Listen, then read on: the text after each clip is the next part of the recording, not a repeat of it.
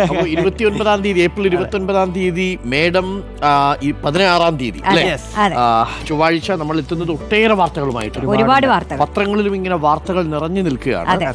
അതിൽ ഏറ്റവും പ്രധാനപ്പെട്ട വാർത്തയായി പല പത്രങ്ങളും പലതാണ് കൊടുത്തിരിക്കുന്നത് കേട്ടോ. ഇന്നാണ് ഒരു വെറൈറ്റി വന്നിരിക്കുന്നത്. ഒരുപാട് വാർത്തകളുണ്ട്. അതിൽ ഏറ്റവും പ്രധാനപ്പെട്ട വാർത്ത പഹൽഗാം ഭീകരരുമായി ഏറ്റുമുട്ടൽ എന്ന വാർത്ത ഇന്നും മലയാള മനോരമ പ്രധാന ലീഡായി തന്നെ കൊടുക്കുന്നുണ്ട്. ദക്ഷിണ കാശ്മീരിലെ ഉൾവനത്തിൽ ഭീകരരെ പിന്തുടർന്ന് സുരക്ഷാസേന എന്ന ലീഡോടുകൂടിയാണ് ആ വാർത്ത കൊടുത്തിരിക്കുന്നത്. പഹൽഗാമിൽ ആക്രമണം നടത്തിയ 4 ഭീകരരും സുരക്ഷാസേനയും തമ്മിൽ നേർക്കുനേർ ഏറ്റുമുട്ടൽ. പഹൽഗാം ഉൾപ്പെടുന്ന ദക്ഷിണ കാശ്മീരിലെ ഉൾവനത്തിൽ കനത്ത വെടിവയ്പുണ്ടായെന്നും ഭീകരർ കടന്നുകളഞ്ഞതായും സേന അറിയിച്ചിട്ടുണ്ട്.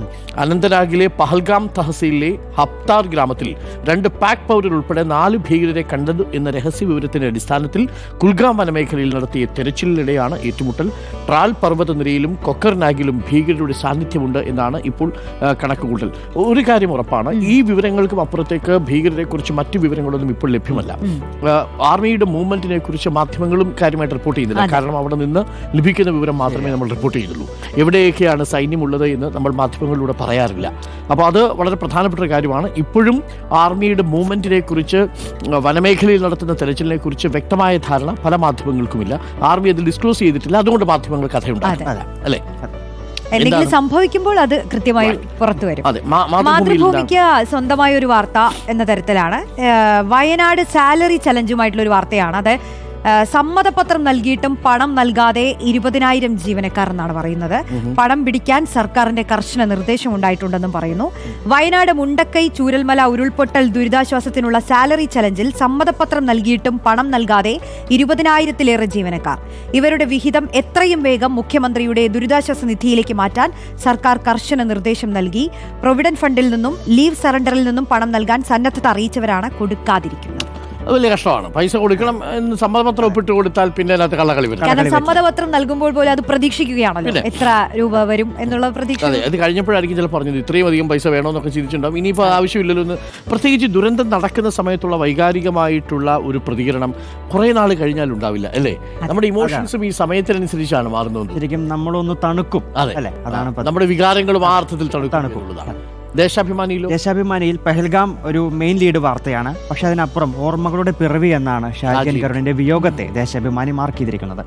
മലയാള സിനിമയെ ലോകത്തോളം വളർത്തിയ ചലച്ചിത്ര പ്രതിഭ ഷാജിയൻ കരുൺ വിടവാങ്ങി. വഴുതക്കാട് ഉദാരശിരോമണി റോഡിലെ വസതി പിറവിയിൽ തിങ്കൾ വൈകിട്ട് 4:50 അന്ത്യം. 73 വയസ്സായിരുന്നു. അർബുദത്തിന് ചികിത്സയിലായിരുന്നു. ഛായാഗ്രാഹകൻ, സംവിധായകൻ എന്നീ നിലകളിൽ അന്താരാഷ്ട്ര പ്രശസ്തനായിരുന്നു. അതാണ് ഏറ്റവും പ്രധാനപ്പെട്ട. സ്വം എന്ന സിനിമ ഷൂട്ട് ചെയ്യുന്നതിന് മുൻപ് സ്വം എന്ന സിനിമയിൽ ഞാൻ അദ്ദേഹവുമായിട്ട് കൂടിക്കാഴ്ച നടത്തിയിട്ടുണ്ട്. സ്വം എന്ന സിനിമയിൽ പോകുന്ന സമയത്ത് അദ്ദേഹം നമ്മളെ പരിഗണിച്ചു. അപ്പോൾ സിനിമയിലെ കാസ്റ്റ് ചെയ്യാൻ വേണ്ടിയിട്ടുള്ള ഒരു ഇന്റർവ്യൂ ഉണ്ടായിരുന്നു. ഉദാരശിരോമണി റോഡിൽ പത്മകുമാറേട്ടനോടൊപ്പം, മരിച്ചുപോയ പത്മകുമാറേട്ടനോടൊപ്പം വന്ന് ഇദ്ദേഹം ഷാജിയൻ കരുണാണ് എന്നെ ഇന്റർവ്യൂ ചെയ്യുന്നത്.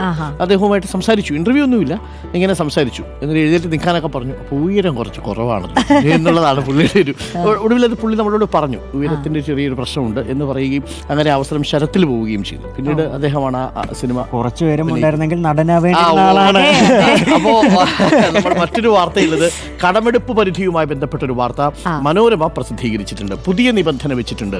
കുരുക്കിന് ഗ്യാരണ്ടി എന്ന തലക്കെട്ടോടു കൂടിയാണ് മനോരമ ആ വാർത്ത പ്രസിദ്ധീകരിച്ചിരിക്കുന്നത്. സംഭവം ഇതാണ്: വിവിധ സ്ഥാപനങ്ങളുടെ വായ്പകൾക്ക് നൽകുന്ന ഗ്യാരണ്ടിയുടെ 1% തുക നിശ്ചിത ഫണ്ടിലേക്ക് മാറ്റിവെച്ചില്ലെങ്കിൽ അത് സംസ്ഥാനത്തിന്റെ കടമെടുപ്പ് പരിധിയിൽ വെട്ടിക്കുറയ്ക്കുമെന്ന് കേന്ദ്രം. കിഫ്ബിയുടെയും മറ്റും കടമെടുപ്പിന് കേന്ദ്ര ബ്രാൻഡിങ്ങിനുമടക്കം നിബന്ധന വെച്ചതിന് തൊട്ടു പിന്നാലെയാണ് സംസ്ഥാനത്തിന് വലിയ ബാധ്യതയാകുന്ന ഗ്യാരണ്ടി റിഡംഷൻ ഫണ്ട് എന്ന പുതിയ നീക്കവുമായി കേന്ദ്രം എത്തുന്നത്. ഇത്രയേ ഉള്ളൂ. ഇപ്പോൾ നിങ്ങളൊരു പൊതുമേഖലാ സ്ഥാപനം, കേരളത്തിലെ സംസ്ഥാന സർക്കാരിൽ നിന്നൊരു സ്ഥാപനം ഒരു വായ്പ എടുക്കുന്നുണ്ടെങ്കിൽ ആ വായ്പയ്ക്ക് കേരളം 1% അതിനകത്ത് ഒരു ഗ്യാരണ്ടി കമ്മീഷൻ എടുക്കുന്നുണ്ട്. പക്ഷേ ഇത് ഏതെങ്കിലും ആ സ്ഥാപനം തിരിച്ചടയ്ക്കാതെ പോയാൽ സംസ്ഥാനങ്ങൾക്ക് തിരിച്ചടയ്ക്കാൻ വേണ്ടിയിട്ട് സംസ്ഥാന ഫണ്ടിൽ കുറച്ച് പൈസ മാറ്റി വെച്ചിരിക്കണം എന്നാണ് പറഞ്ഞിരിക്കുന്നത്. ഇല്ലെങ്കിൽ അത് കേരളത്തിന്റെ വായ്പാ പരിധിയായി. ചുരുക്കത്തിൽ എങ്ങനെയൊക്കെ നമ്മളെ കുരുക്കാമോ ആ കുരുക്കെല്ലാം കൃത്യമായിട്ട് ആരോ ഇരുന്ന് നല്ല ഗവേഷണം നടത്തുന്നത്. എവിടെ പിടിക്കണം എന്നുള്ളതിനെ കുറിച്ച് കൃത്യമായ കടം കിട്ടുന്നില്ല എന്ന പരാതി, പിന്നെ ഈ കിഫ്ബിയുമായി ബന്ധപ്പെട്ടൊക്കെ നടത്തുന്നത് ഇതിനു വേണ്ടി മാത്രം ആരെയോ ഒരാളെ വെച്ചിട്ടുള്ളത്. എങ്ങനെ കടം കൊടുക്കാതിരിക്കാം എന്നുള്ളതിനെ കുറിച്ചുള്ള സീരിയസ് ആയ ഗവേഷണം നടക്കുന്നുണ്ട്. ആദ്യം കടമെടുപ്പ് പരിധിക്ക് നമുക്ക് നിബന്ധന വെച്ചു, ഫിനാൻസ് കമ്മീഷൻ പ്രകാരം നമ്മുടെ വിഹിതം വെട്ടിക്കുറയ്ക്കുന്നു, അതിനുശേഷം ഇതാ ഗ്യാരണ്ടി വെക്കുന്നു. ആ ഗ്യാരണ്ടിയും കൂടാതെ കിഫ്ബിക്ക് അടക്കമുള്ള ഗ്യാരണ്ടിയും കൂടാതെ ഗ്യാരണ്ടി റിഡംഷൻ ഫണ്ട് എന്ന പുതിയ സംവിധാനം കേന്ദ്രം കൊണ്ടുവരാൻ പോകുന്നു. ഇനി സംസ്ഥാനം നിശ്ചിത തുക അതിൽ മാറ്റിവെക്കണം എന്നുള്ളതാണ്, വലിയ ബാധ്യതയാവും എന്നതാണ് ലഭിക്കുന്ന വിവരം. മറ്റൊരു പ്രധാന വാർത്ത, ആദ്യ പേജിൽ തന്നെ ജയ്പൂരിലെ സൂര്യോദയമുണ്ട്. നമ്മുടെ വൈഭവ് സൂര്യവംശിയുടെ ഗംഭീര പ്രകടനമായിരുന്നു. 14 വയസ്സ്. പല ഷോട്ടുകളും കാണുമ്പോൾ എന്തൊരു ഷോട്ടാണെന്നുള്ളതാ. ഈ മാതൃഭൂമിക്ക് 2 പേജുകളുണ്ട്, ഫ്രണ്ട് പേജ്. അതിൽ ഈ വൈഭവിന്റെ വാർത്ത യുഗപ്പിറവി എന്ന പേര്. ഒരുപക്ഷെ വലിയ ഈ ചൈൽഡ് പ്രൊഡിജി ആയിട്ടാണല്ലോ ഈ താരങ്ങളെല്ലാവരും പലരും പറക്കുന്നത് ക്രിക്കറ്റിൽ. അതിൽ വിരാട് കോഹ്ലി എങ്ങനെയാണ് അണ്ടർ 19 കളിച്ചു, അതേപോലെയാണ് ഇപ്പോ വൈഭവ് സൂര്യവംശിയുടെ വരവ്. ഭാവി താരമാണ്. സച്ചിനു ശേഷം വിരാട് കോഹ്ലിക്ക് ശേഷം ഒരുപക്ഷെ വൈഭവ് സൂര്യവംശി എന്ന താരം ഇന്ത്യൻ ക്രിക്കറ്റിനെ നിയന്ത്രിക്കുമായിരിക്കും. ജയ്പൂരിൽ ഗുജറാത്ത് ടൈറ്റൻസിനെതിരായ IPL 2020 ക്രിക്കറ്റ് മത്സരത്തിൽ സെഞ്ചുറി നേടിയ രാജസ്ഥാൻ റോയൽസ് ബാറ്റർ വൈഭവ് സൂര്യവംശി 38 പന്തിൽ നിന്നാണ് 11 സിക്സിന്റെ അകമ്പടിയോടുകൂടി 100 റൺസ് തികച്ചത്. ഒരു ഓവറിൽ പുള്ളി അടിച്ചു കൂട്ടിയത് 30 റൺസാണ് കേട്ടോ. സർ, മാത്രമല്ല 11 സിക്സും 7 ഫോറും അപ്പൊ തന്നെ 94 റൺസായി. മാത്രമല്ല ഞാൻ ഇന്നലെ കളിയുടെ ഹൈലൈറ്റ്സ് കാണുമായിരുന്നു. നമ്മൾ ഇവിടുന്ന് വാർത്താവതരണം കഴിഞ്ഞ് വീട്ടിൽ പോകുമ്പോഴാണല്ലോ ഹൈലൈറ്റ്സ് കാണാൻ പറ്റുക. അപ്പോൾ ഹൈലൈറ്റ്സിൽ ഈ വൈഭവ് സൂര്യവംശി സെഞ്ചുറി അടിച്ചതിന് ശേഷം തിരിച്ചു വരുമ്പോൾ ഗുജറാത്ത് ടൈറ്റൻസിന്റെയും രാജസ്ഥാൻ റോയൽസിന്റെയും ഒക്കെ താരങ്ങൾ എഴുന്നേറ്റ് നിന്ന് ഓഡിയൻസ് മുഴുവൻ എഴുന്നേറ്റ് നിന്ന് കൈയടിക്കുന്ന ഒരു നിമിഷമുണ്ട്. അതൊരു കായിക താരത്തിന് ലഭിക്കാവുന്ന വലിയ സ്വീകരണം. മാത്രമല്ല T20യിൽ സെഞ്ചുറി അടിക്കുന്ന ഏറ്റവും പ്രായം കുറഞ്ഞ താരമാണ്. IPL ചരിത്രത്തിലെ വേഗമേറിയ 2ാം സെഞ്ചുറിയായിരുന്നു. ഗുജറാത്ത് ടൈറ്റൻസിനെതിരെ രാജസ്ഥാൻ റോയൽസിന് ജയം. മറ്റൊരു വാർത്ത മനോരമയിലുള്ളത് നമ്മുടെ ഈ റാപ്പർ വേടൻ പിടിയിലായ വാർത്തയും വലിയ പ്രാധാന്യത്തോടുകൂടി ചിത്രസഹിതം പത്രം ആദ്യ പേജിൽ നൽകുന്നുണ്ട്. സിനിമാ സംവിധായകരുടെ ഫ്ളാറ്റിൽ നിന്ന് ഹൈബ്രിഡ് കഞ്ചാവ് പിടിച്ചതിനു പിന്നാലെ പ്രമുഖ റാപ്പ് ഗായകൻ വേടൻ ഹിരൺദാസ് മുരളി കഞ്ചാവുമായി അറസ്റ്റിലായി. ഒപ്പമുണ്ടായിരുന്ന 8 പേരും പിടിയിലായി. 6 ഗ്രാം കഞ്ചാവ് ഇവരിൽ നിന്ന് കണ്ടെടുത്തു. വേടന്റെ തൃപ്പൂണിത്തറ കണിയാമ്പുഴ പാലത്തിന് സമീപമുള്ള ഫ്ളാറ്റിൽ ഹിൽ പാലസ് പോലീസാണ് ഇന്ന് രാവിലെ 11 പരിശോധന നടത്തിയത് എന്നാണ് പറയുന്നത്. കൂടെ ഉണ്ടായിരുന്ന സംഘാംഗങ്ങളെ കുറിച്ചും പറയുന്നു. ഈ വാർത്തയിൽ സമൂഹ മാധ്യമങ്ങളിൽ വേടൻ വലിയ പിന്തുണയാണ് ഏറിക്കൊണ്ടിരിക്കുന്നത്. അതേസമയം തന്നെ വേടൻ തെറ്റ് ചെയ്തിട്ടുണ്ടെങ്കിൽ ഇത് ശിക്ഷിക്കപ്പെടണം. പക്ഷെ അമിതമായ പ്രാധാന്യം വേടന്റെ അറസ്റ്റിന് നൽകുന്നുണ്ടോ എന്നുള്ളതാണ് പ്രധാനപ്പെട്ട ഒരു ചർച്ചാ വിഷയം. 6 ഗ്രാം കഞ്ചാവാണ് കണ്ടെത്തിയത്. ആ മുറിയിൽ 9 പേരുണ്ടായിരുന്നു. എങ്ങനെ പകർത്തെടുത്താലും അത് 1 ഗ്രാമിൽ താഴെയാണ് ഇവരുടെ പേരിൽ വരിക. പക്ഷെ ഇപ്പോൾ ഗൂഢാലോചന കുറ്റമടക്കം വേടന്റെ പേരിൽ ചേർത്തിട്ടുണ്ട്. ഒരു ഘട്ടത്തിൽ വേടന്റെ ഫ്ളാറ്റിൽ കണ്ടെത്തിയ മഴുവിന്റെ പേരിൽ ആംസ് ആക്ട് പ്രകാരം കേസെടുക്കാൻ വരെ തീരുമാനിച്ചു. ഇപ്പോൾ അതില്ല. അത് മനസ്സിലായി. അത് ഓൺലൈൻ വഴി എടുത്തതാണ് എന്ന് മനസ്സിലായി. അപ്പോൾ ഉദ്യോഗസ്ഥന്മാർ ചിലപ്പോഴെങ്കിലും ഈ അന്വേഷണത്തെ വഴിതെറ്റിച്ചു വിടുന്നുണ്ടോ എന്ന തരത്തിലാണ് ചർച്ച ഇപ്പോൾ നടക്കുന്നത് അല്ലേ. അതൊരു ഭയങ്കര വാർത്താ പ്രാധാന്യം കൂടി വന്നതോടെ മാത്രമല്ല സംവിധായകർക്ക് കിട്ടാത്ത വലിയ പ്രാധാന്യം വേടന്റെ വാർത്തയ്ക്ക് കിട്ടുന്നു എന്നുള്ളതാണ്. അപ്പം അത് വേടൻ സ്വീകരിച്ചിരുന്ന ഒരു രാഷ്ട്രീയ നിലപാടുകൾ വളരെ പ്രധാനപ്പെട്ടതാണ്. ചിലരെയൊക്കെ അസ്വസ്ഥപ്പെടുത്തുന്നു എന്നുള്ളതാണ്. മാത്രമല്ല സാർ, ഇപ്പോഴത്തെ ഒരു ന്യൂ ജനറേഷൻ റാപ്പേഴ്സിൽ, കേരളത്തിലെ റാപ്പേഴ്സിലെ വേടനുള്ള ഒരു ഇമേജ് വേറെയാണ്. ഒരു ആന്റി കാസ്റ്റ് വോയിസ്ലെസ് റെപ്രസെന്റേറ്റീവ് ആയിട്ടാണ് ആർക്കും ഇല്ലാത്ത സ്വീകാര്യത. വോയിസ്ലെസ് എന്ന് പറഞ്ഞുകൊണ്ടാണ് വേടൻ തുടങ്ങിയത് തന്നെ. പലരെയും അസ്വസ്ഥപ്പെടുത്തി. അതിൽ തന്നെ എങ്ങനെയാണ് പാർശ്വവൽക്കരിക്കപ്പെട്ടവരെ കുറിച്ച് വേടൻ പറയുന്നത്. അത് പാട്ട് രൂപത്തിൽ പറയുമ്പോൾ നിങ്ങൾ വലിയ പ്രബന്ധങ്ങൾ എഴുതുന്നതിനേക്കാൾ ഇമ്പാക്റ്റ് ഉണ്ടാക്കിയിട്ടുണ്ട് ഈ ഒരൊറ്റ റാപ്പ് പാട്ടിലൂടെ. അത് സാധാരണക്കാരൻ്റെ ജീവിതത്തെ അത് ഷോക്കേസ് ചെയ്യുന്നു. അതിനെക്കുറിച്ചുള്ള വരികൾ എഴുതുന്നു. ആ വരികൾ വളരെ പ്രധാനപ്പെട്ടതാണ്. ഈ പാടുന്ന രീതി പഴയ തലമുറയിലെ ആളുകൾ ഇതെന്തൊരു പാട്ടടേ എന്നൊക്കെ. പക്ഷെ പുതിയ തലമുറയിലെ ആളുകളെ സംബന്ധിച്ച് ഈ ഗബ്രി ആണെങ്കിലും ശരി, വേടനാണെങ്കിലും ശരി, ഇവരുടെയൊക്കെ പാട്ടുകൾക്ക് വലിയ സ്വാധീനമുണ്ടാക്കാൻ പറ്റുന്നുണ്ട്. മാത്രവുമല്ല പലപ്പോഴും സിന്തറ്റിക് ഡ്രഗ്സിനെതിരെ നിലപാടെടുത്തിട്ടുണ്ട്. പലപ്പോഴും അതിന് തെറ്റിദ്ധാരണ നമുക്ക് മാറ്റേണ്ടതുണ്ട്. ഈ വേടൻ പറയുന്നതൊന്ന് പ്രവർത്തിക്കുന്നതൊന്ന് എന്ന മട്ടിലാണ്. അങ്ങനെയല്ല, വേടൻ പറയുന്നൊരു കാര്യമുണ്ട്. ഇപ്പം കള്ളിൻ്റെ കാര്യത്തിൽ വേടൻ എടുത്തിരിക്കുന്നൊരു, ഞാൻ കള്ളു കുടിക്കുന്ന ആളാണ് എന്ന് വേടൻ പറയും. അങ്ങനെ പൊതുവെ പറയാമോ എന്നുള്ളതാണ് ചോദ്യം. എല്ലാ മദ്യ ഉപയോഗവും ലഹരിയാണ്, ലഹരി ആരോഗ്യത്തിന് കേടാണ് എന്നുള്ളതാണ് നമ്മുടെ നിലപാട്. പക്ഷെ അത് തുറന്നു പറഞ്ഞിട്ട് പറയുന്നത് മക്കളെ സിന്തറ്റിക് ഡ്രഗ്സ് നിങ്ങൾ ഉപയോഗിക്കരുത് എന്ന് എല്ലാ പരിപാടിയുടെ മുൻപും അദ്ദേഹം പറയുന്നുണ്ട്. കാരണം അത് അത്യന്തം അപകടകരമായി ന്യൂറോണിനെയൊക്കെ ബാധിക്കുന്നതാണ് എന്ന് പറയുന്നുണ്ട്.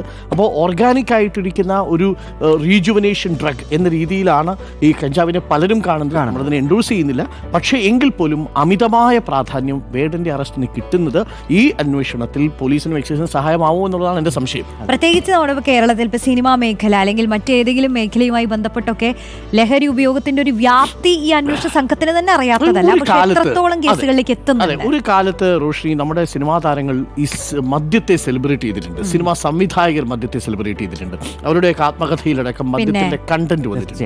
പല താരങ്ങളും ഉപയോഗിച്ച് ക്രിയേറ്റീവായി ചിന്തിക്കാൻ മദ്യം വേണമെന്നാണ്. പക്ഷേ ഞാൻ ആ വാദത്തോട് യോജിക്കുന്നില്ല കേട്ടോ. ഈ മദ്യം കഴിക്കാതെയും വളരെ ക്രിയേറ്റീവായിട്ട് ചിന്തിക്കുന്ന ഒട്ടേറെ സംവിധായകരും നടന്മാരും ഒക്കെ നമ്മുടെ ചുറ്റുണ്ട്. പക്ഷേ ആ നടന്മാരൊക്കെ മദ്യം ഉപയോഗിച്ച് അങ്ങനെ അവരുടെ ജീവിതം തകർന്നു പോയിട്ടുണ്ട്. മലയാളത്തിലെ പ്രശസ്തമായിട്ടുള്ള താരങ്ങൾ ഒരുപാട് പേരുണ്ട്. ഇപ്പം മുരളി ആണെങ്കിലും അല്ലേ, അങ്ങനെ ഒരുപാട് താരങ്ങളുണ്ട്. അപ്പം മദ്യം കവർന്നെടുത്ത ജീവിതങ്ങൾ നമ്മുടെ സിനിമാ മേഖലയിലുണ്ട്. കഞ്ചാവ് ഉപയോഗിച്ചിരുന്ന ആളുകൾ നമ്മുടെ നാട്ടിൽ പലരും കഞ്ചാവ് ഉപയോഗിക്കുന്നതായി പണ്ട് കേട്ടിട്ടുണ്ട്. അവൻ കഞ്ചാവാണ് എന്ന് പറയും. അപ്പം അതൊക്കെ സ്വാഭാവികമായി സംഭവിക്കുന്നതാണ്. പക്ഷേ അതേപോലെയല്ല സിന്തറ്റിക് ഡ്രഗ്സിനെ നമ്മൾ ട്രീറ്റ് ചെയ്യേണ്ടത്. എല്ലാം ലഹരിയാണെങ്കിലും പക്ഷേ ചിലപ്പോഴൊക്കെ അന്വേഷണം ഇവിടെ വന്ന് നിൽക്കും. ഇതിൻ്റെ പ്രശ്നം എന്താണെന്ന് വെച്ച് കഴിഞ്ഞാൽ വളരെ പെട്ടെന്ന് ഈ അന്വേഷണം ഈ വേടനിലേക്ക് എത്തുന്നു, വലിയൊരു PR ഇമേജ് ഉണ്ടാവുന്നു എക്സൈസ് ഡിപ്പാർട്ട്മെന്റ്. ഇതിനും അപ്പുറത്തേക്ക് കാര്യങ്ങൾ എത്തണം എന്നുള്ളതാണ്. അപ്പോൾ അവിടെ നിൽക്കരുത്. അതെ, മാത്രമല്ല ഒരു ചാനൽ ഇന്നലെ കൊടുത്ത തലക്കെട്ട് നമ്മളെ അതിശയപ്പെടുത്തി. കഞ്ചാവ് തുന്നിയിട്ട കുപ്പായം എന്നാണ് ആ ചാനലിന്റെ ഹെഡ്ലൈൻ സ്ട്രിപ്പ് കൊടുത്തത്. എന്ത് അന്യായമാണെന്ന് ആലോചിച്ച് നോക്കി. എത്ര അധ്വാനിച്ചിട്ടാണ് ഈ ചെറുപ്പക്കാരൻ ഈ റാപ്പർ എന്ന പദവിയിലേക്ക് എത്തുന്നതും അദ്ദേഹം വലിയ ഒരു സമൂഹത്തെ സ്വാധീനിക്കാൻ ശ്രമിക്കുന്നതും. അധ്വാനവും വിയർപ്പും തുന്നിയിട്ട കുപ്പായം തന്നെയാണ് നമ്മുടെ റാപ്പർ വേടന്റേത് എന്ന കാര്യത്തിൽ സംശയമില്ല. അത് നമ്മൾ പറയുകയും ചെയ്തു. അപ്പോൾ ഇതൊക്കെയാണ് പ്രധാനപ്പെട്ട വാർത്തകളായി നിറഞ്ഞു നിൽക്കുന്നത്. ജയ്പൂരിലെ സൂര്യവംശിയുടെ മികച്ച പ്രകടനം, പഹൽഗാം ഭീകരമായിട്ടുള്ള ഏറ്റുമുട്ടൽ തുടരുന്നത്, ഒപ്പം നമ്മുടെ കേന്ദ്രം അയവില്ലാതെ കേന്ദ്രം, ആ വാർത്ത തന്നെ മനോരമ കൊണ്ടുവന്ന വാർത്തയാണെങ്കിലും ഇന്നലെ ഒരു പ്രതികരണം. മറ്റൊന്ന് ചോദിച്ചു, തുടരും സിനിമയുടെ ഒരു പരസ്യം കണ്ടതുകൊണ്ട് തുടരും സിനിമ കണ്ടോ? തുടരും സിനിമ കാണാൻ ഇവിടുന്ന് പോയാലല്ലേ കാണാൻ. ഞാൻ കണ്ടു. ഉഗ്രൻ സിനിമ. തരുൺമൂർത്തി ഒരു ക്ലാസിക് പഴയ കാലത്തെ മോഹൻലാൽ സിനിമ കണ്ടൊരു ഫീൽ ഉണ്ടെന്നൊക്കെ പറയുന്നു. അതായത് പഴയ കാലത്തെ മോഹൻലാൽ സിനിമ എന്നല്ല, നമ്മുടെ മോഹൻലാലിനെ എത്രയോ കാലമായി ഇതുപോലെ വേഴ്സറ്റൈലായി ഇതുപോലെ ഫ്ലെക്സിബിൾ ആയി നമ്മളൊന്ന് കണ്ടിട്ട്. ശോഭനയുടെ പ്രകടനം ഗംഭീരമാണെന്ന് കേട്ടു. ഈ 40 വർഷക്കാലത്തെ മോഹൻലാൽ ഉണ്ട് ആ സിനിമയില്.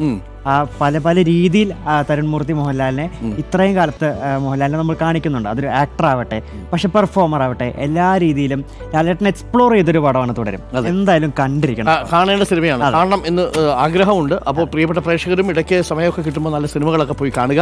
അപ്പോൾ ഇതൊക്കെയാണ് പ്രധാനപ്പെട്ട വാർത്തകളായി നിറഞ്ഞു നിൽക്കുന്നത്. അപ്പോൾ ഇനി നമുക്ക് വാർത്തയുടെ തത്സമയ റിപ്പോർട്ടിങ്ങുകളിലേക്ക് പോകേണ്ടതുണ്ട്. എല്ലാ പ്രിയപ്പെട്ട പ്രേക്ഷകർക്കും സ്വാഗതം. അപ്പോൾ ഞങ്ങൾ തുടങ്ങുന്നു. Thank you Roshi, thank you Venkiti.